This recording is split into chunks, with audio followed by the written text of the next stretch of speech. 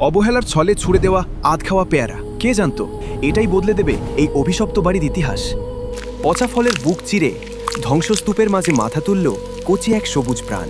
বিশাল বিরানভূমিতে তোতার চোখে পড়ল একরত্তি প্রাণের স্পন্দন। এই মৃত্যুপুরীতে নতুন অতিথি। শুরু হলো এক অসম লড়াই। ঠোঁটে নারকেলের মালায় একটুখানি জল আর অনেকখানি আশা। তৃষ্ণার্ত শিকড়ে পড়ল জীবনের ছোঁয়া। ফোঁটা ফোঁটা ভালোবাসায় সিক্ত হলো রুক্ষ মাটি। দিন গড়ায়। অতন্দ্র প্রহরীর মতো সে আগলে রাখে চারাটিকে। ঝড়ঝাপটা থেকে বাঁচাতে সে একাই ঠাল। অবশেষে এলো সেই দিন। ভূতের বাড়ি আজ পাকা পেয়ারার গন্ধে মাতোয়ারা।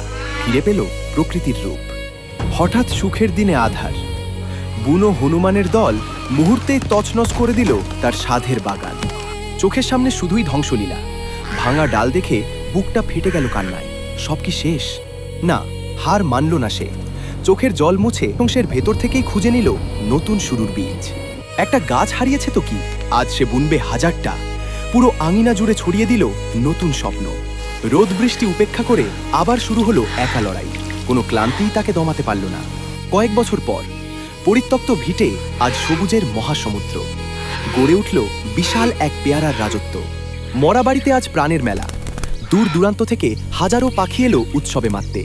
আধ খাওয়া পেয়ারা আর অদম্য জেদ বদলে দিল পুরো জগৎ। এই তোতার ত্যাগের জন্য কি একটা লাইক আর সাবস্ক্রাইব হবে না? বন্ধুরা, প্লিজ পাশে থাকবেন।